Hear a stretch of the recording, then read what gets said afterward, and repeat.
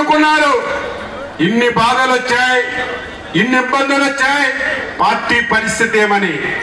కానీ మొన్న జరిగినటువంటి ఎన్నికల్లో చంద్రబాబు నాయుడు పిలుపు మేరకు జనసేన అధ్యక్షుడు శ్రీ పవన్ కళ్యాణ్ గారు చాలా సంతోషించాం 164 స్థానాలు వచ్చాయని.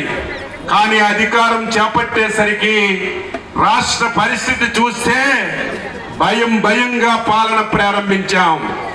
ఎందుకంటే ఎలక్షన్లలో ఎన్డీఏ పార్టీలు మీకు హామీలు ఇచ్చారు, రేపు ఎన్నికల్లో ఓట్లేయండి, మేము అధికారంలోకి వస్తాం, ఈ సమస్యలు పరిష్కరిస్తాం, ఈ హామీలు అమలు చేస్తామని ఇంటింటికి వాడకెళ్ళి హామీలు ఇచ్చాం.